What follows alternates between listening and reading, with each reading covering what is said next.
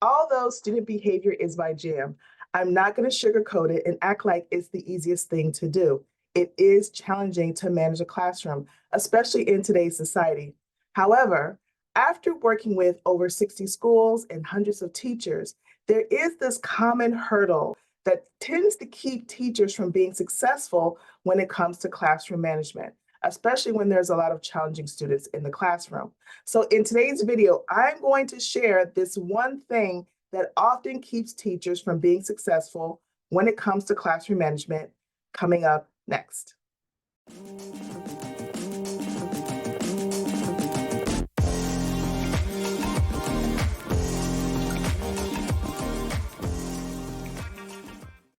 Hey everybody, Michelle Holiday here. I'm a behavior strategist and I help teachers, schools, districts, and organizations learn how to manage their students and their learning environments with less stress and less struggle.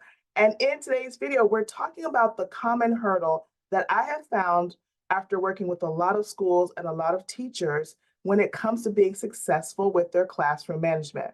Now, let me just say this. I am not judging anybody because I actually have done this myself. This is something that I originally struggled with, but when I learned how to let it go and do it differently, I began to see immediate success in my classroom management. Now, I didn't say total success. Let me keep that clear, right? Because there's steps to this, but I began to see a change, a shift very quickly once I let go of this one thing. So here you're thinking, okay, what is this one thing? This one thing is really a mindset of instant gratification.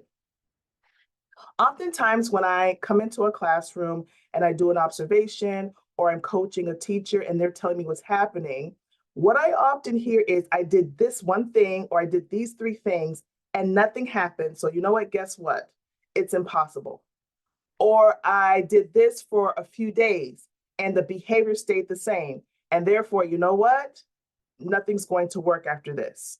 And this is what I call instant gratification, because what a lot of teachers don't understand that true behavior change is not a sprint, it's a marathon. True behavior change happens in steps, not in one actual step.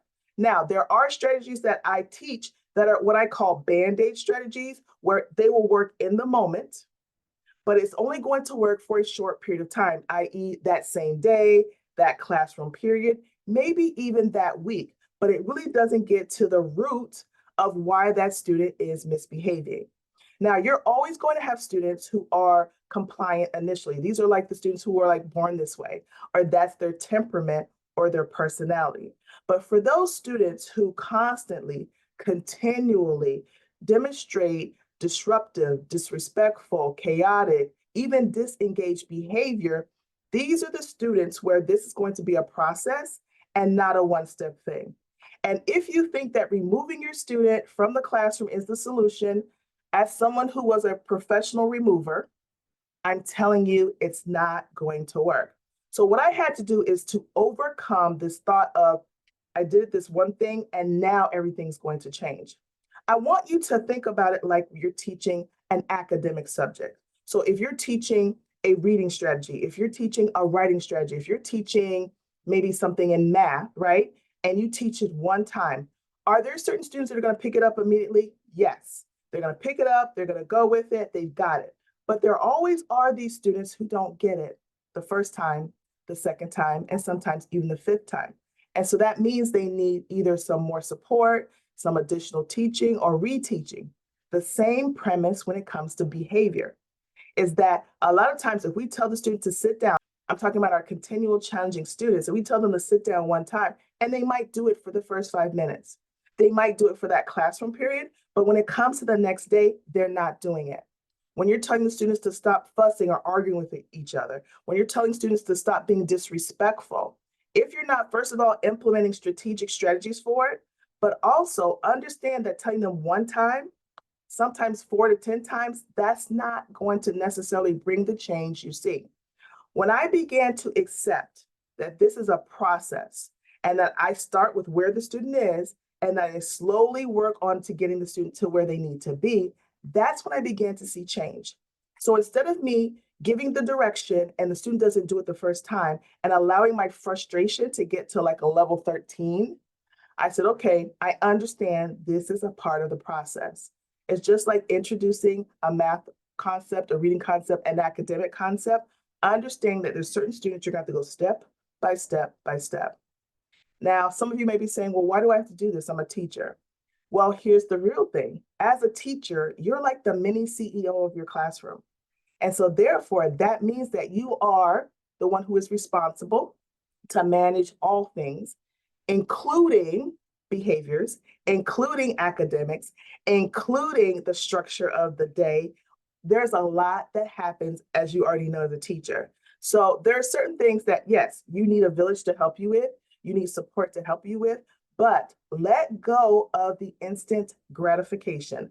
Let go of this concept of, I told them one time, therefore, or I've been telling them all week, therefore. And then also, what is the therefore? They should already be doing it. Maybe that's true, but they're not. They should already be, there should be a bigger consequence. Maybe that's true, but that's probably not going to happen in today's schools. And so you're going to have to think differently. And when you think differently, your stress reduces, your focus changes because you go from, okay, they have to do it immediately to, okay, this is a process. And when you do the steps of the process, and this is often what I teach and train about, then you will see change in your classroom. So replace your instant gratification mindset with these 4 principles. Principle number 1, this is a process.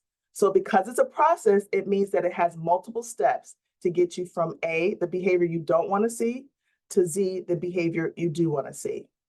Principle number 2, this is about development. A lot of our students are coming in without the skills of how to be successful in the classroom. And some of you, I'm not just talking about elementary, I'm talking about middle, I'm talking about high. You would be surprised how many middle school and high school students don't know how to be successful in the classroom. And I'm not just talking about academics. I'm talking about social interaction, coping with change, dealing with when the teacher says no, accepting when things don't go their way. All of those things, a lot of our students are not coming in with the skills and the practice for. And guess what? It does fall on us, at least until the world can get the village together. Principle number 3, this is about adding and practicing skills. Now that you're aware that the students often need skills, coping skills on how to deal with the classroom and the school environment, it's about giving them those skills and allowing them to practice them in your environment while you're teaching. And principle number 4, this is about your classroom in that moment. So what do I mean by that? Although this is a process, although this is about development, although this is about adding and practicing skills, in your classroom, still keep the expectation that your students will act positively and responsibly. Don't let that go. Just understand that it is a step-by-step basis. Just like you start, depending on what subject or subject areas you teach, you start at one place and then you end at another. And so if you are consistent, if you implement consistently with a positive mindset, with an understanding that this is a process in your classroom, you will see change, period. All right, so I just shared what I think is one of the common hurdles that keep teachers from being successful in your classroom. What do you think? What do you think is the common hurdle that keeps teachers from being successful? Leave it in the comments below, and I will see you in the next video.